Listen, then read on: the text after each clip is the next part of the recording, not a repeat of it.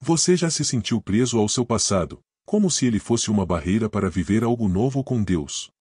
A história de Raabe prova que a fé verdadeira pode reescrever até os destinos mais improváveis. Prepare-se para conhecer uma mulher corajosa que, mesmo em meio ao caos, escolheu crer e foi transformada para sempre. Se você ainda não é inscrito, clique no botão de se inscrever e ative o sininho para não perder nenhum conteúdo. E claro, já deixa o seu like se essa mensagem falar com você. Hoje vamos mergulhar na história de Raabe, uma mulher que mesmo vivendo à margem da sociedade, tomou uma decisão de fé que mudou não apenas seu futuro, mas a história de todo um povo. Vamos entender como a fé pode surgir nos lugares mais improváveis e nos transformar por completo. A cidade de Jericó era conhecida por suas muralhas imponentes, por sua riqueza e por sua posição estratégica entre os povos cananeus. Era uma cidade temida, fortificada e cheia de orgulho. No entanto, por trás dessa fachada de grandeza, existiam corações inquietos, pessoas que viviam nas sombras, como Raabe. Raabe era uma mulher de aparência marcante, mas carregava um estigma pesado, era prostituta. Sua casa, construída sobre a muralha da cidade, era mais do que um abrigo físico, era um símbolo de sua marginalização. Aos olhos da sociedade, ela era apenas mais uma entre muitas. Porém, aos olhos de Deus, Raabe tinha algo especial, um coração sensível e atento à verdade. Mesmo em meio à sua rotina pecaminosa e à dura realidade de sua posição social, ela ouvia as histórias que os viajantes contavam. Histórias sobre um povo diferente, guiado por um Deus poderoso.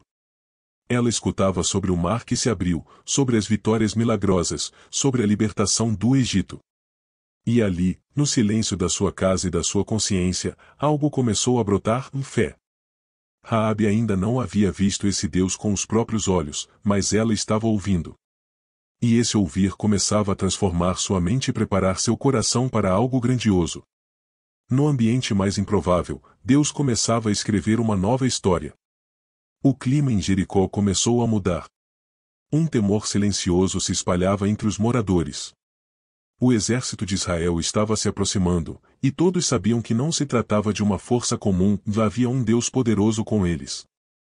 Os líderes da cidade se preparavam para um cerco, reforçando os muros e as estratégias militares. Foi nesse cenário que 2 espiões israelitas foram enviados por Josué para sondar a cidade. Eles precisavam de informações essenciais para o ataque. Contudo, sua presença foi rapidamente descoberta. A cidade entrou em alerta e os soldados iniciaram uma busca implacável. Foi então que o improvável aconteceu, os espiões encontraram abrigo justamente na casa de Raabe. Ela não os entregou. Pelo contrário, os escondeu no terraço, entre as varas de linho que secavam ao sol. Quando os guardas bateram à sua porta, ela desviou suas suspeitas, mentindo corajosamente para salvá-los. Essa atitude não foi apenas estratégica, foi um ato de fé.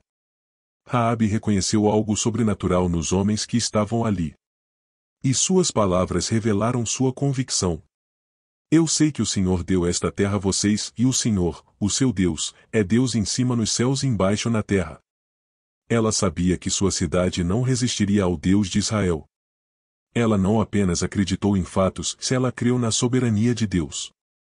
E essa fé, nascida apenas do ouvir, se manifestou em ações ousadas. Raabe arriscou tudo por um Deus que ela não conhecia pessoalmente, mas que havia conquistado seu coração. Após esconder os espiões, Raabe fez um pedido comovente em que sua vida e a vida de sua família fossem poupadas quando os israelitas atacassem Jericó. Em resposta, os espiões firmaram um acordo com ela. Se ela amarrasse um cordão escarlate na janela de sua casa, todos os que estivessem ali dentro seriam salvos. Esse cordão vermelho se tornaria um símbolo poderoso. Ele marcava a casa de Raabe como um lugar de refúgio, como uma promessa de salvação.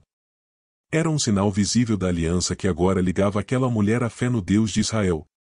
E quando chegou o grande dia, quando os israelitas rodearam Jericó durante 7 dias, ao som das trombetas, as muralhas caíram, a casa de Raabe permaneceu de pé.